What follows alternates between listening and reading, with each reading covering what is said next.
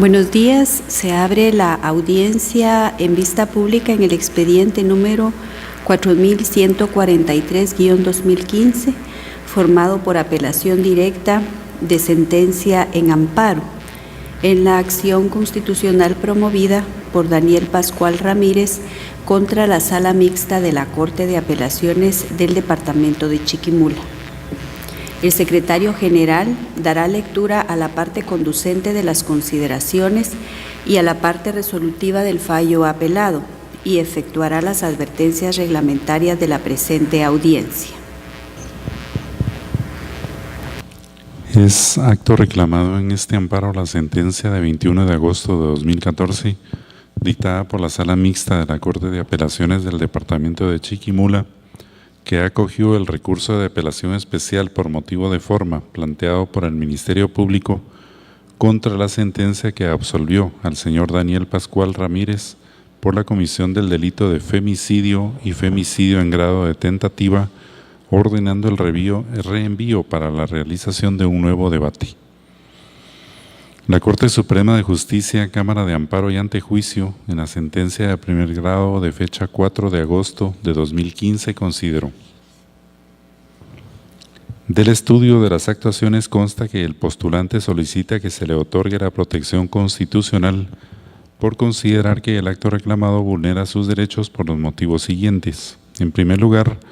la autoridad recurrida lo dejó en estado de indefensión frente a las acusaciones que realizó la querellante adhesiva en la celebración de la vista pública de los recursos de apelación interpuestos, puesto que dicha audiencia se llevó a cabo sin su presencia, ya que el Tribunal de Alzada no solicitó su comparecencia. Sobre el particular, esta Cámara considera que, de conformidad con el artículo 427 del Código Procesal Penal, la audiencia de debate del recurso de apelación especial se celebrará ante el tribunal con las partes que comparezcan, estableciendo que el acusado será representado por su defensor. Es decir, que la presencia del sindicado no es necesaria para que pueda llevarse a cabo la misma una vez comparezca su abogado defensor, y tal como lo indica el postulante en su memorial de interposición de la acción de amparo, en la audiencia de debate se encontraba presente su abogado. En cuanto al segundo motivo, manifiesta el postulante que la autoridad recurrida contravino el principio de intangibilidad de la prueba al hacer mérito de la prueba diligenciada en el debate. La Cámara estima que la autoridad reclamada actuó en el uso de las facultades que le otorgan los artículos 203 de la Constitución Política de la República de Guatemala y 432 del Código Procesal Penal, sin que en su actuar se vulnere derecho constitucional alguno, pues se limitó a argumentar la forma en la que el tribunal debió aplicar la lógica, la psicología y la experiencia, argumentando que no dieron un razonamiento válido para arribar a la absolución del sindicado. La autoridad refutada no hizo mérito de la prueba, como lo afirma el postulante. Lo que se advierte del razonamiento expuesto es que ésta examinó el fallo recurrido y la sola referencia de los aspectos a los cuales hizo alusión para determinar la concurrencia del vicio invocado en el recurso de alzada no constituye vulneración al principio de intangibilidad de la prueba, tal como lo dispone el artículo 430 del Código Procesal Penal. Por lo considerado, al no haber restricción ni limitación alguna de los derechos que la Constitución Política de la República de Guatemala y demás leyes garantizan, el amparo debe ser denegado. A pesar de la forma en que se resuelve la presente acción, no se hace condena en costas, en virtud de considerar que el postulante actuó de buena fe. Asimismo, se exime al pago de la multa correspondiente al abogado patrocinador por ser del Instituto de la Defensa Pública Penal. Con esos argumentos, el Tribunal de Primer Grado resolvió: deniega el amparo planteado por el señor Daniel Pascual Ramírez en contra de la Sala Mixta de la Corte de Apelaciones del Departamento de Chiquimula. No se hace condena en costas por lo considerado.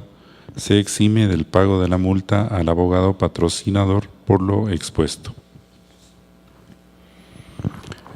De acuerdo con la normativa reglamentaria que rige las audiencias, quien haga uso de la palabra deberá dirigirse directamente al tribunal expresar sus alegaciones en forma oral de conformidad con el objeto de la vista pública previsto en el artículo 61 del Acuerdo 1-2013 de la Corte de Constitucionalidad y no dar lectura a ningún documento salvo que para ello cuente con autorización previa de la señora Presidenta. Deberá concretarse al asunto planteado, ser breve, conciso y preciso en su exposición. De acuerdo con lo que establece el artículo 66 del mismo acuerdo, cada una de las partes intervinientes en esta audiencia cuenta con un tiempo máximo para la exposición de sus argumentaciones. Es todo, señora Presidenta. Puede hacer uso de la palabra el apelante, solicitante del amparo y requirente de la vista pública, el abogado Edwin Giovanni Samayoa, que lo hace en representación del señor Daniel Pascual Ramírez. Muchas gracias, honorable magistrada presidenta, honorable Corte de Constitucionalidad. Mi nombre es Edwin Giovanni Samayoa, soy abogado defensor público y soy abogado defensor del señor Daniel Pascual Ramírez. En su oportunidad interpusimos una acción constitucional de amparo en contra de una sentencia de segundo grado emitida por la Sala de Apelaciones del Departamento de Chiquimula, porque consideramos que en su resolución la Sala había violado normas, garantías constitucionales como las del derecho de defensa y los principios del debido proceso y de presunción de inocencia. Buscábamos la protección constitucional en virtud de que la Constitución política le garantiza a toda persona sometida a proceso penal un juicio donde se respeten ciertas reglas del juego, a lo que se le llama debido proceso. Sin embargo, como analizaré en estos momentos, en la sentencia que se impugna a través de la presente apelación, la Cámara de Amparos y Antejuicios de la Corte Suprema de Justicia, en resolución de fecha 4 de agosto del año en curso, ha denegado la protección constitucional solicitada, consideramos que no ha puesto atención a los agravios que denuncia mi defendido, en el que incurre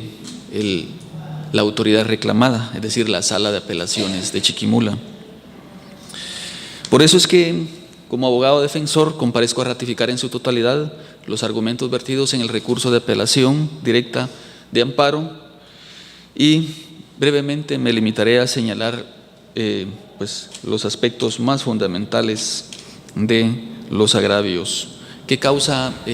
dicho acto reclamado. Se violó el derecho de defensa de mi defendido en el acto reclamado, toda vez que la sentencia es producto de una vista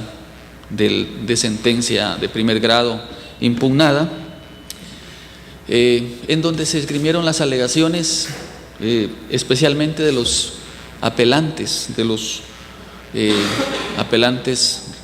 el Ministerio Público y la querellante adhesiva, quienes apelaron una sentencia de carácter absolutorio que justamente había sido emitida en favor de mi defendido por el Tribunal de Sentencia Penal de Delitos de Femicidio del Departamento de Chiquimula. Sin embargo, la Constitución política garantiza a toda persona sometida a proceso penal que será citado, oído y vencido en juicio. Sin embargo, no obstante que este servidor lo pidió a los magistrados de la Sala de Apelaciones, que no celebrara la audiencia sin la presencia de mi defendido, porque se encuentra guardando prisión preventiva y debía extraerlo de las cárceles donde se encuentra detenido para que pueda ejercer su derecho de defensa material. Es un debate de segundo grado dentro de un proceso penal. debía realizar su defensa material. Es muy distinto a la defensa técnica que hacemos los abogados.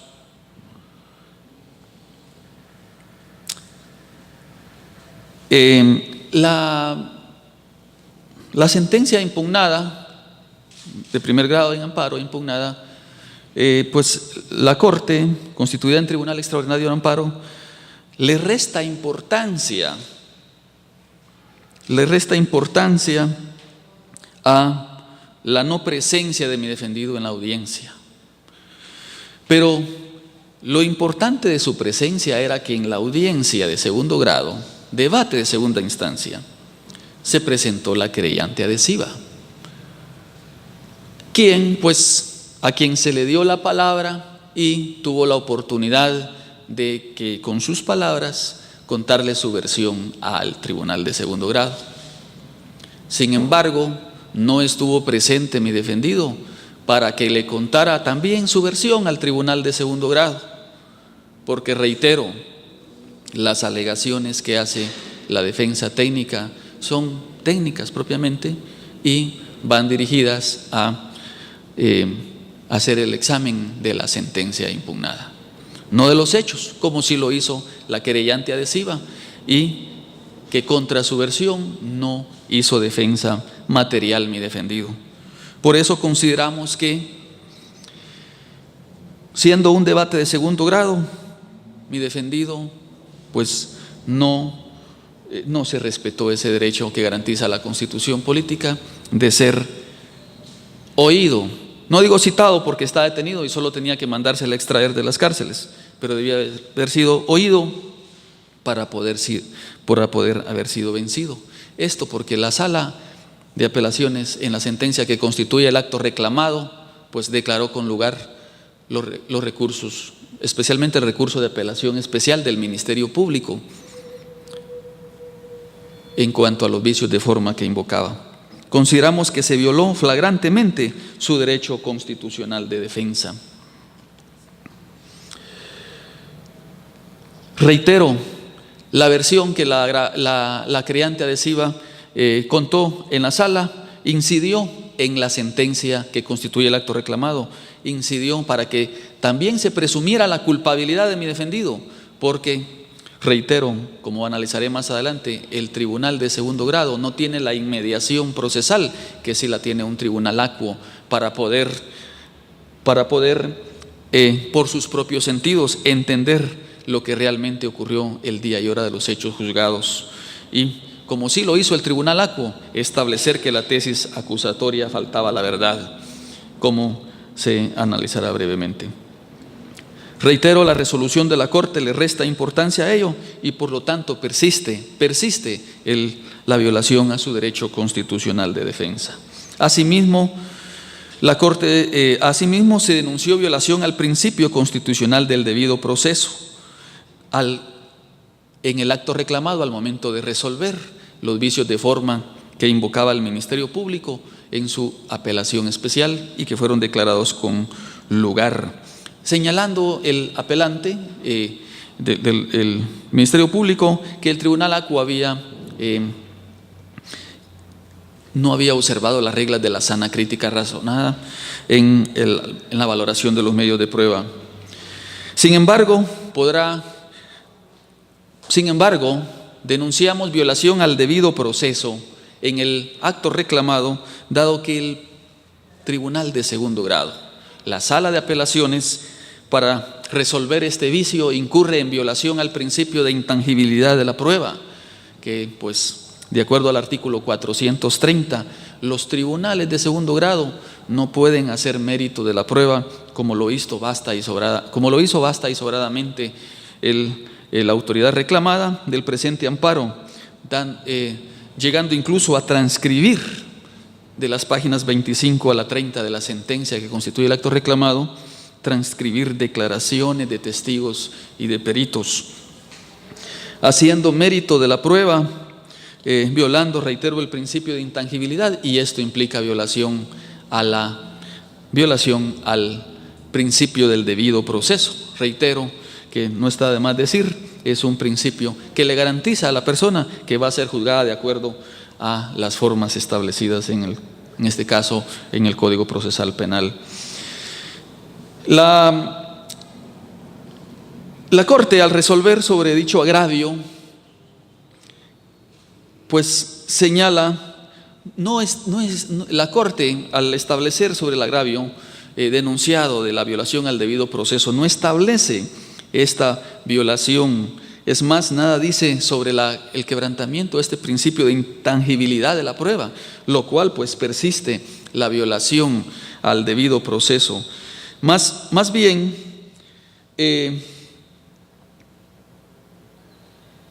no fueron debidamente examinados los agravios por la Cámara de Amparos y Antejuicios constituida en Tribunal de Amparo, y por lo tanto le da la razón jurídica al acto reclamado, es decir, el fallo de la Sala, que esgrime razonamientos incongruentes como esta frase que contiene la sentencia de la Sala. Dice, solo me permitiré leer 2 líneas de la sentencia de la Sala de Apelaciones. Dice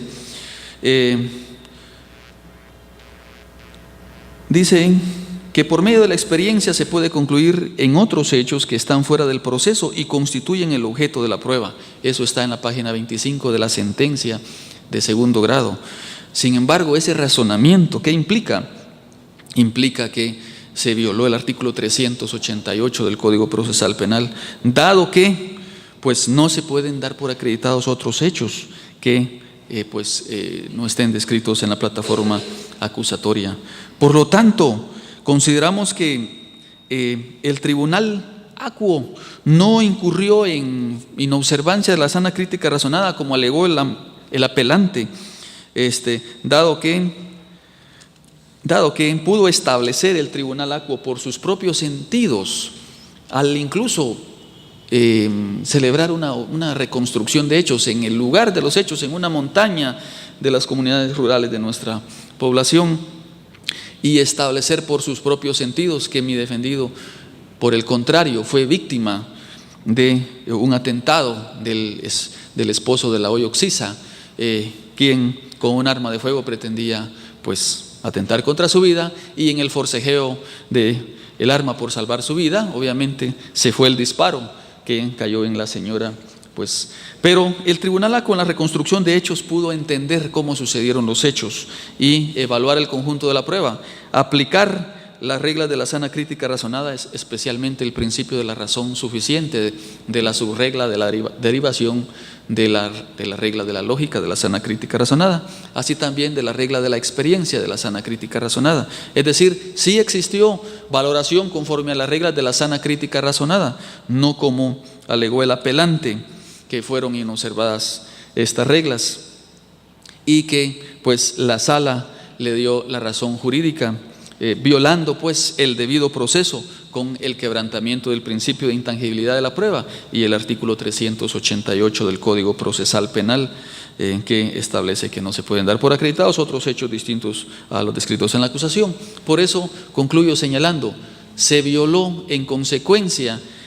al quebrantarse estas normas procesales 430 y 388 del Código Procesal Penal, se violó el principio del debido proceso, que garantiza a toda persona su derecho a ser juzgado pues con base a un debido proceso, y por lo tanto consideramos que el acto reclamado, al declarar con lugar el recurso de apelación del Ministerio Público y anular una sentencia absolutoria justamente emitida y ordenar el reenvío, ha violado pues normas constitucionales como las antes enunciadas, y por eso es que acudimos a la vía del amparo a pedir esa protección constitucional para mi defendido. Sin embargo, los agravios no fueron advertidos por el Tribunal de Primer Grado en amparo,